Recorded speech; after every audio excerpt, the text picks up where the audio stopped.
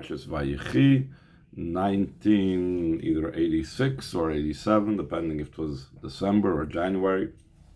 Vayechi Yaakov eretz Mitzrayim.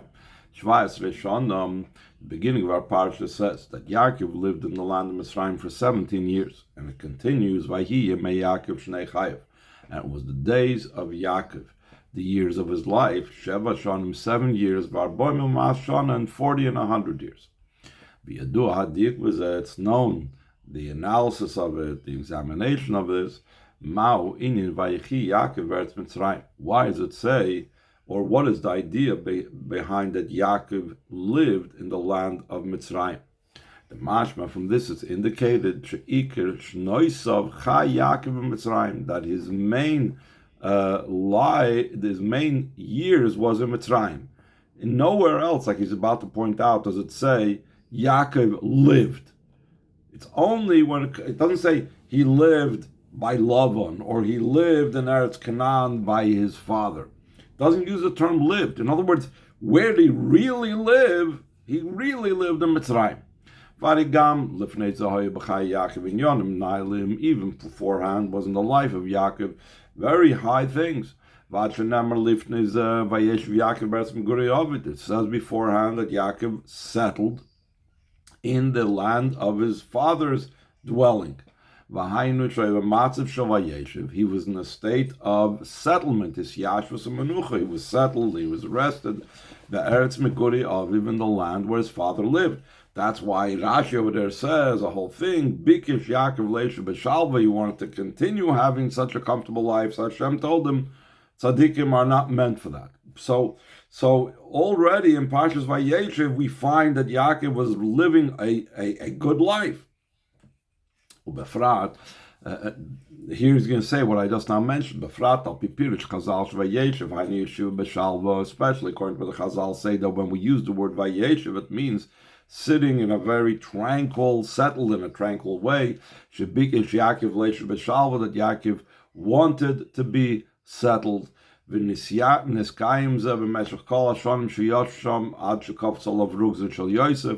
was actually fulfilled his desire to be in a settled, tranquil place for the duration of all the time, all those years that he was settled over there until the upset of Yosef came upon him.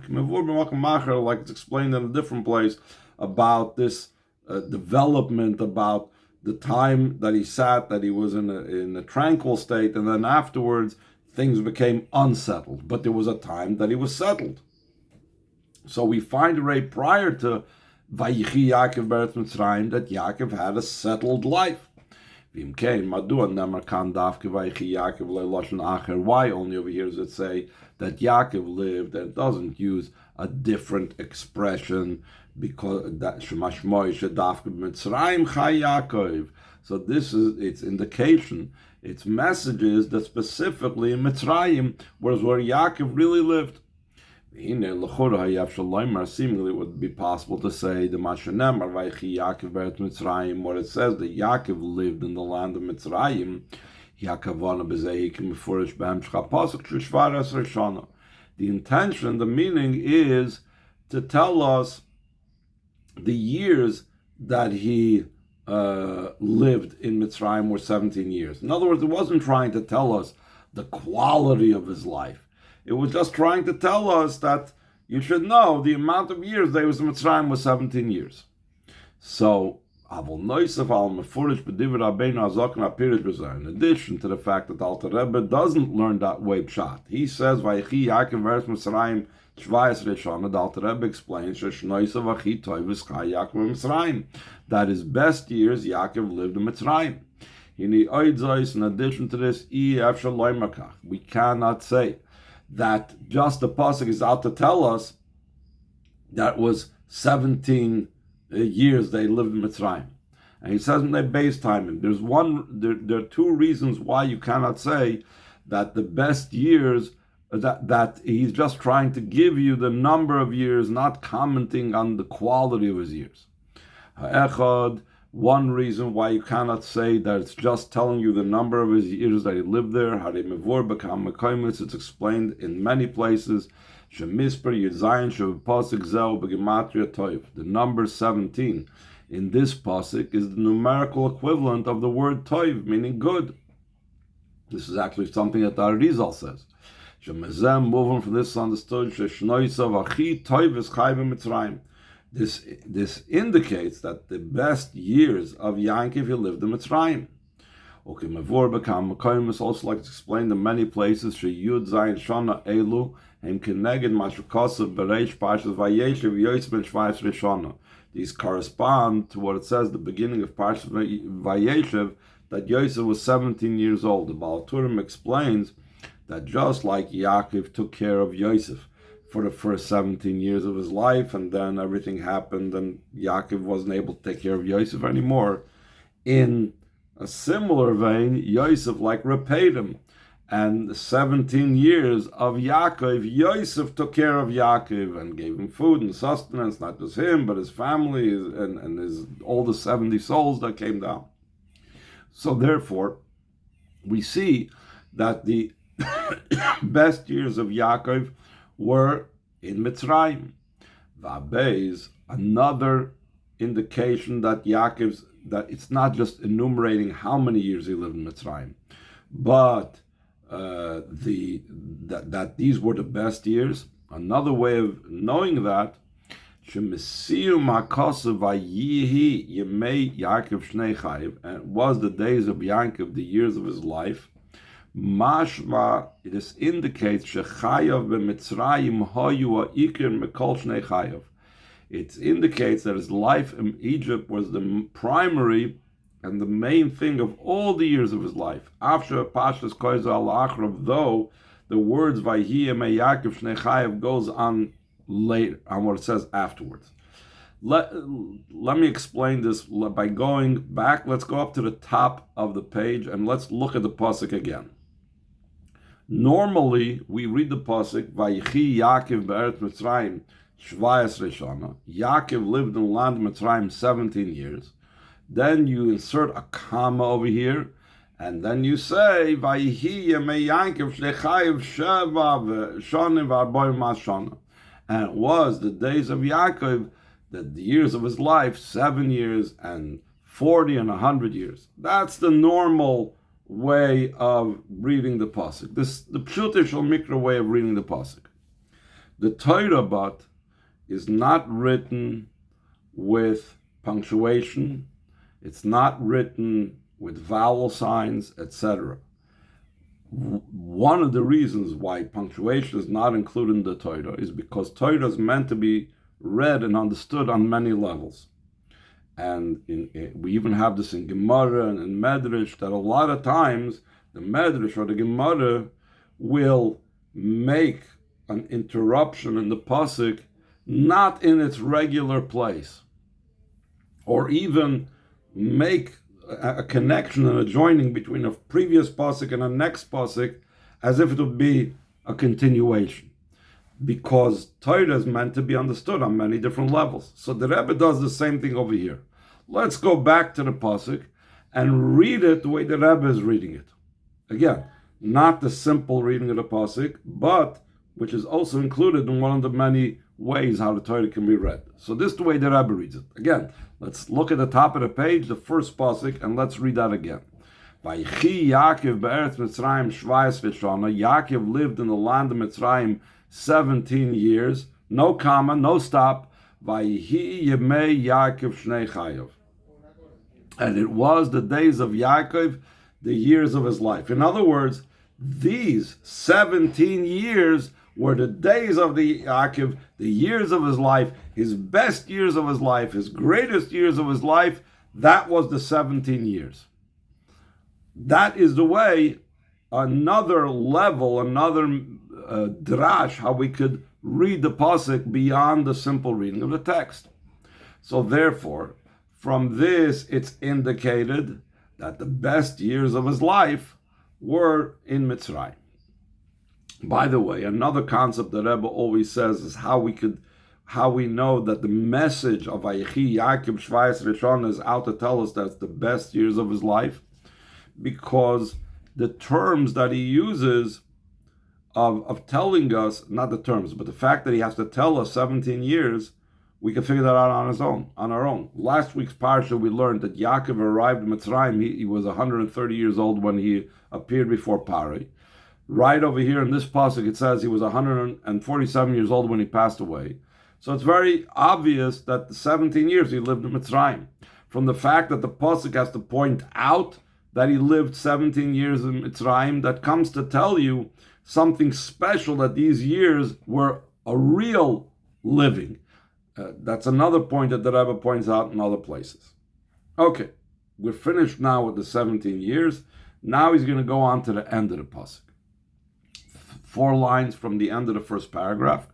Gam Yedu Diuk, it's also known, the analysis and the examination, Lama Shina Kosev Seder Misper Shnoisav Shal Yaakov.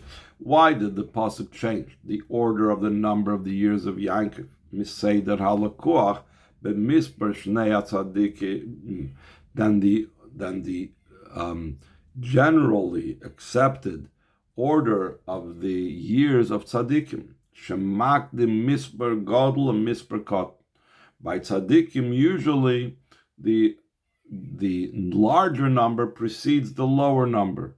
By Sarah it says Vayechi, the Chai Sarah was 100 years, 20 years, and 7 years. By Avram Avinu it says it was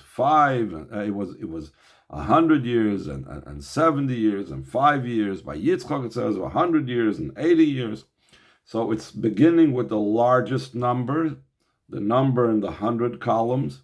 Then it goes on to the number in the tens columns. Then it goes to the number in the singles column. But V'kan, by Yaakov, higdim misper kotel misper gadol. Here, he starts with the smaller number before the greater number. Sheva shonim, 7 years. Varboim shana, and 40 and 100 years. So why does he flip it around over here, different than the other tzaddikim when he mentioned their passing away? That by other tzaddikim he begins with a larger number and concludes with a smaller number. By Yaakov he begins with a smaller number and continues with a larger number. Second paragraph on the page. But the point of the explanation this is, it's known the ultimate purpose and intent of the creation is that Hashem desired to have a home down here below. In this low world, that there is no world lower than it. Like it's explained in Tanya, that the upper worlds, we cannot say that for them the creation took place, because they actually are losing out through the creation process. Both they are losing out, they are descent from his light, and also Hashem is like, what's the gain and what's the purpose of lowering himself down? As opposed to this low world, the descent into this world is for the sake of an ascent. So just like the entire creation was created in such a manner that it's specifically the purpose is in this world, because specifically in this lowest world is where there is the true elevation and the true ascent. That's also the descent to Mitzrayim.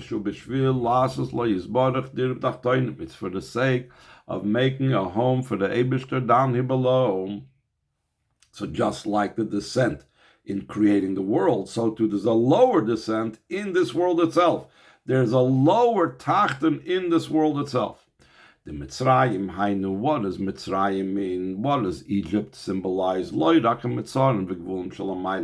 Not only the constraints, Mitzrayim from the word Mitzarim, constraints, and boundaries of above, different places of Chassidus that Rebbe mentions, that there's what's called Mitzrayim the Kedusha. The Egypt of Kedusha means the constraints within holiness itself. There's constraints and limitations. But when we talk about the descent into Mitzrayim, which was for the sake of making a home for Hashem down there below, is not just talking about the constraints and limitations of Kedusha, Ella HaMitzarim V'Agvulim, the Olam Haza Tachten. But we're talking about the constraints and boundaries of this low world. Ad lamitzarim v'gvulim dinyan rishus, until the constraints and boundaries of permitted matters. Ulamatim is an even lower level, Eretz Mitzrayim kipshutai, the literal sense of the land of Egypt. She ervas haaretz, it's the most immoral place in the entire world. So it's the ultimate descent, it's the ultimate lowest level, which Hashem wants to make a dir. The ultimate purpose in the descent to Mitzrayim is lastly Yisbarach Dira Gam B'Tachten Zeh, that Hashem should have made for him a home also in this low level, the lowest level of our world, the level of Mitzrayim, which is the ultimate lowest part of our world.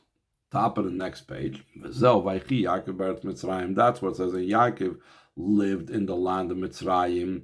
She'ikir chayav, his main life, v'shnoisav achi toivus, and his best years. Shall Yaakov chai b'Mitzrayim davke, he lived specifically in Egypt. How could that be? The Av Mitzrayim, humokim yorud, achi yorud, even though Mitzrayim is the most lowest of places, aval mekivim shem Mitzrayim kiyim Yaakov es tachlus hakavonim, the lastly is Baruch Dir B'Tachtoinim, since in Mitzrayim, Yaakov fulfilled the ultimate intention and purpose to make for Hashem a home down here below. Hareza Amitis Achayim Shal Yaakov. This is the true life of Yaakov. In other words, Yaakov is not looking at his own comfort level, that Mitzrayim is the complete opposite of what he is about and what Yaakov stands for, but he looks at what his purpose is.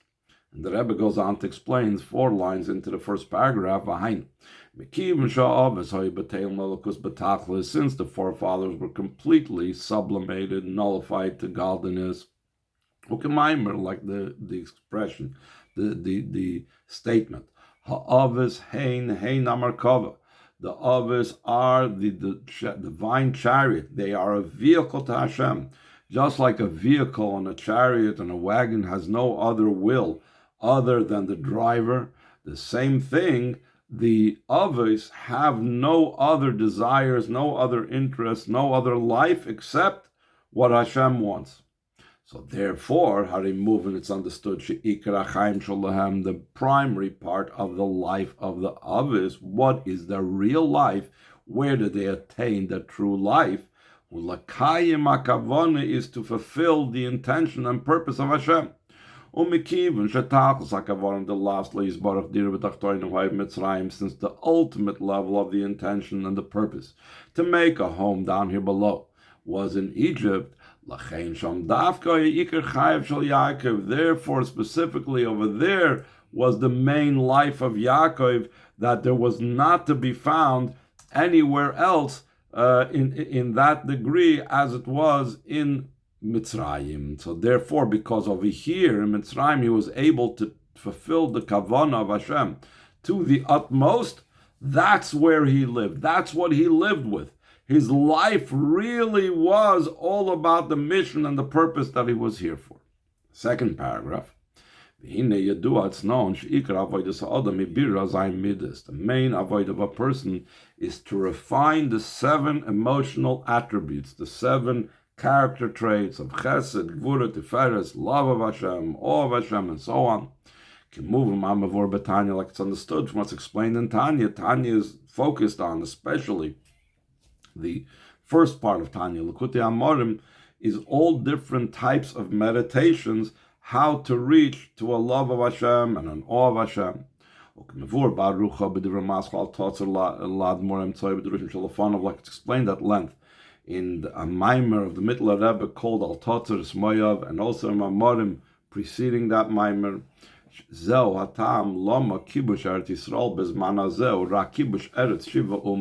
the reason why the conquest of Eretz Yisrael at present, meaning when Moshe Rabbeinu sent Yeshua in, he was only told about conquering the 7 nations enumerated, the Knani, the Prizi, Vusi, etc., etc. But Moav, who's one of the 3 additional Ammon, Moav, and Edom. These are also known as Keni, Knizi, Kadmoini. Those were where we were commanded al tatzeres Moav. Do not constrain and do not make Moav uncomfortable. We're not supposed to conquer them yet. Those 3 extra lands will be when Mashiach comes. How come? Because the 7 nations correspond to the 7 emotional character traits. Whereas the 3 that was going to happen when Mashiach comes, Ammon, Moav, and Edom, Keni, Knizi, and Kadmoni, but known by other names, that's the 3 intellectual levels that we cannot deal yet with now. The main refinement now is in the 7 emotional attributes, love as opposed to the 3 levels of intellect, Chachma, Bina, and Das, of Klippah. Those will be refined when Mashiach comes. That's why when it says in the Torah that Hashem will broaden your boundaries, it's referring specifically to Mashiach's times. It'll be the conquest of the land of the 3 nations known as Keni, Knizi, Kadmoni. We could say, what's the reason why only the 7 nations is what we work on now, the only 7 emotional attributes we work on now? Just like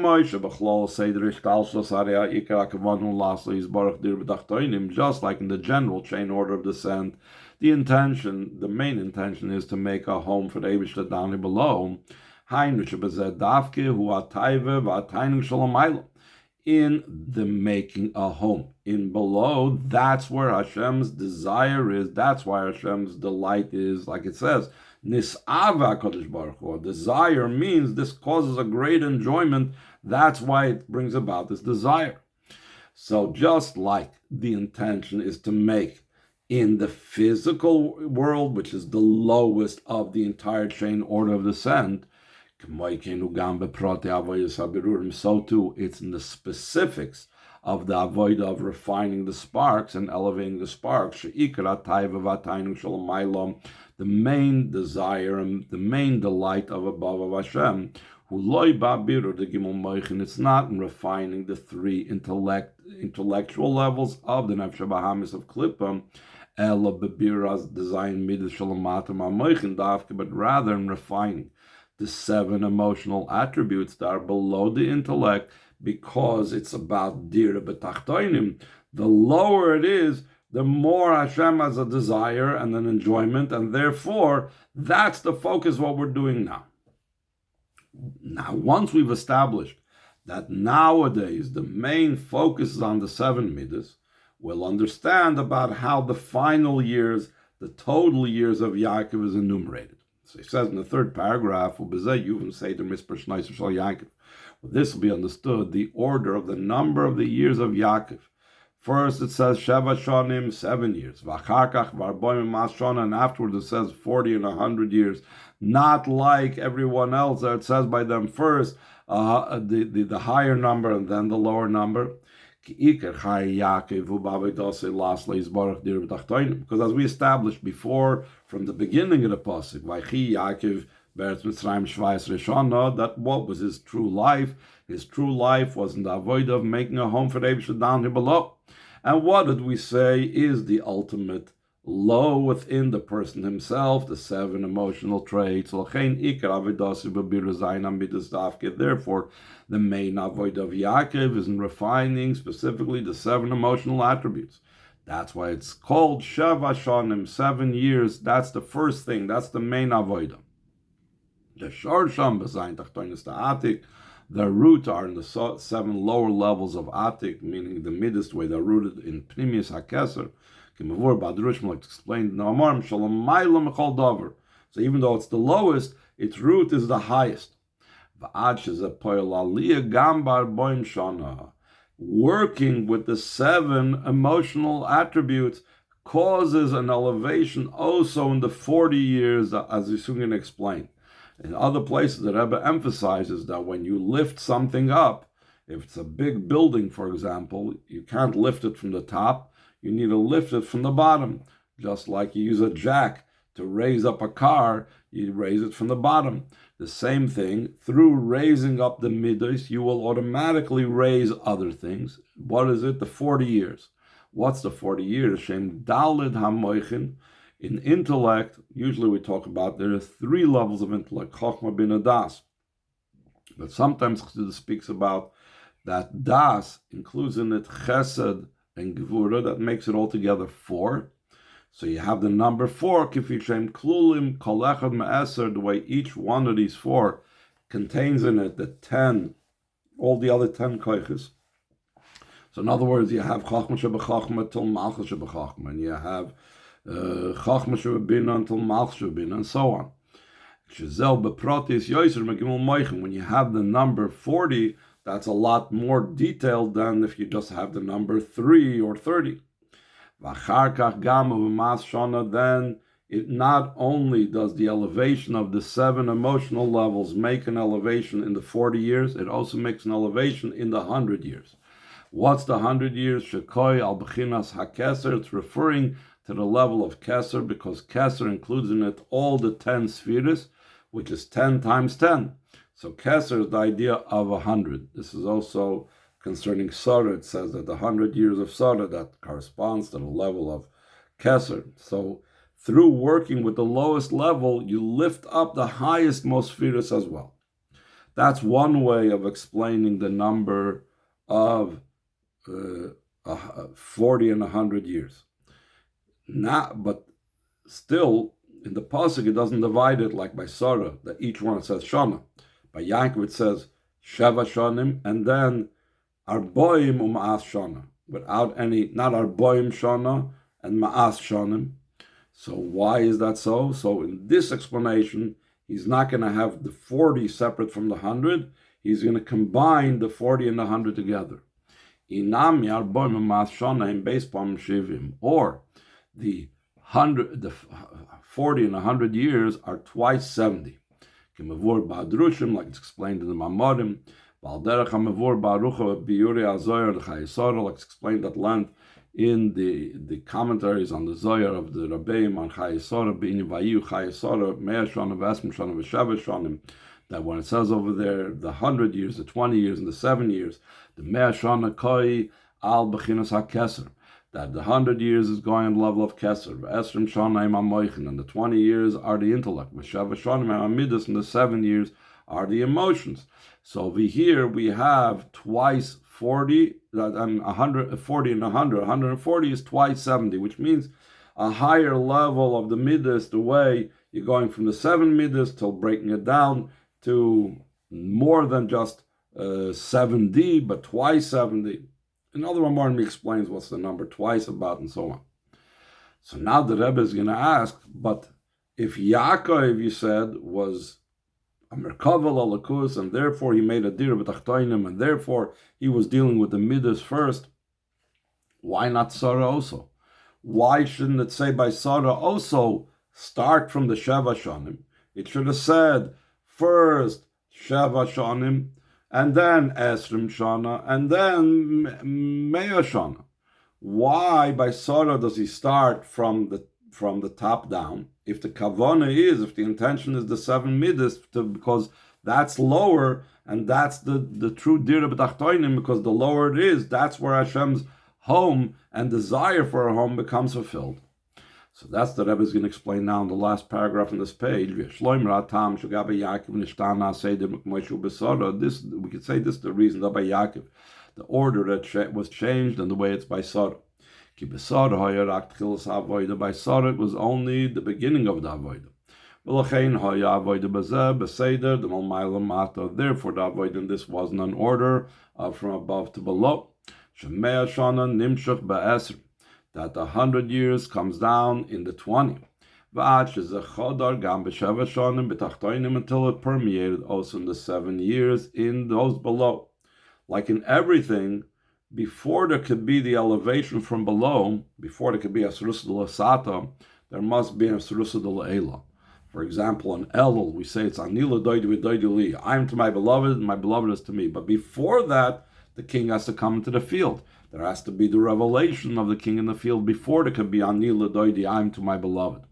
The same thing, before Yaakov could do the elevation from below, it had to begin with Sarah that started from top going down.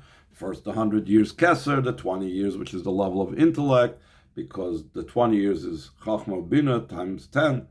And then the 7 years can come down to the Midas. Once we had Sarah begin the process, so then Mashen King Yaakov, as opposed to Yaakov Shaya Bachar Shabbat, he was the choicest of the forefathers. And he actually interacted in Egypt in a more powerful way than Sarah did. Yes, Sarah also had her adventures in Egypt, but it wasn't in the way of Yaakov. No one says that Sarah's best years was in Egypt. It was a terrible time for Sarah, and it was great miracles to get her out of there and so on. But by Yaakov, it was Vahoya Beretz Mitzrayim, he was in the land of Mitzrayim. Tachten Shein Tachlan Mata Menu, the lowest, that there was nothing lower than it. Therefore, specifically by Yaakov, was Nif'al. Betachlis Hashlemus was affected in the ultimate perfection. Ha'inyan Hanal, the Dira B'tachtoinim, this idea of a home down here below, even more than Sarah had.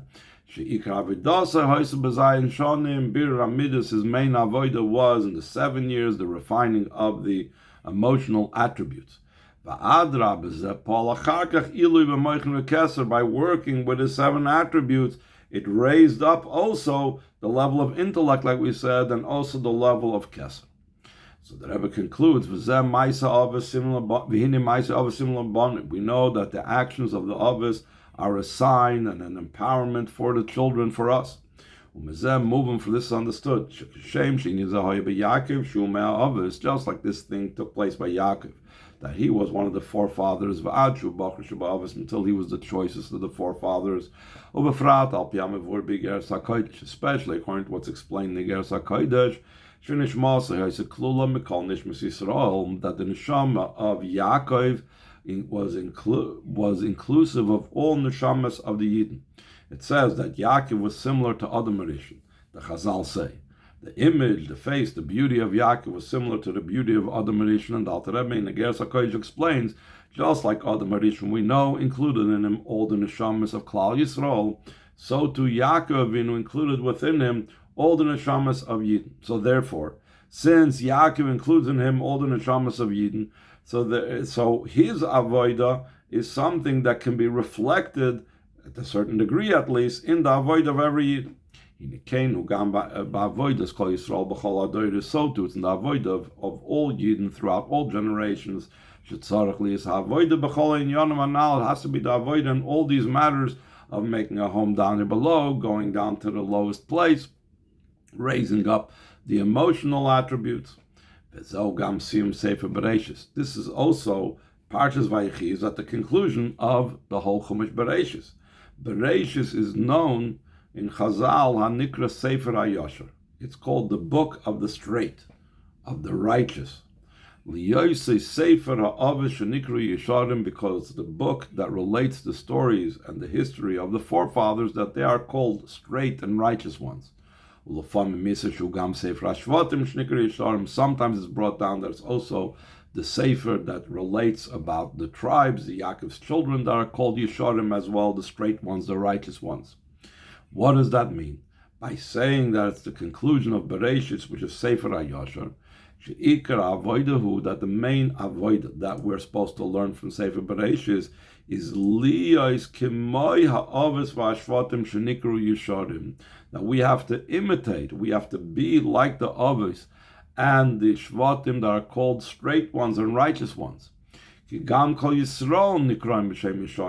all Yidden are also called straight and righteous ones, like it says, but the tzaddikim will praise your name, that these Yesharim will sit by your face. Before Gamba Zohar Parsha saying, like it's also explained in the Zohar on this week's Parsha.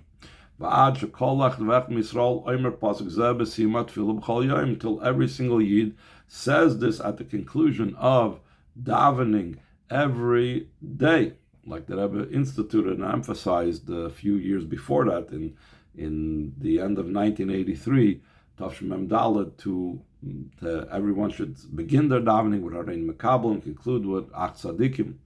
And this is recited literally every day, 365 days a year. Both in the weekday, whether it's Shabbos or Yom Tov or Rosh Hashanah Yom Kippur. So from the fact that every Yid recites it, there's no purpose in talking about it if it has no shaykhs for us. The fact that every Yid recites it, that means that being a Yashar like the Avis has some connection with us. Moving for this understood, that the avodah of the Avis that are called straight and righteous is to be found also in all Yidden. Through our actions and service throughout the duration of the time of Golus, lastly, to make for him a home down there below, and especially by doing so in the land of Egypt, Boim Bekar of Maamar shall Yud will come speedily to the fulfillment of what's foretold. Ach tzadikim yoidel shmecha yesh v'sharms pnecha pashtas, but tzadikim will give praises to your name, and the straight ones will sit by your face in the literal sense. Will have face to face with Hashem in the third base of Mikdash, like it says the Kishem Shabal Lirois Kach Bal Lirois, just like we come to see the Shekhinah in the base of Mikdash, so too we come to appear and be seen by the Shekhinah in the base of Mikdash.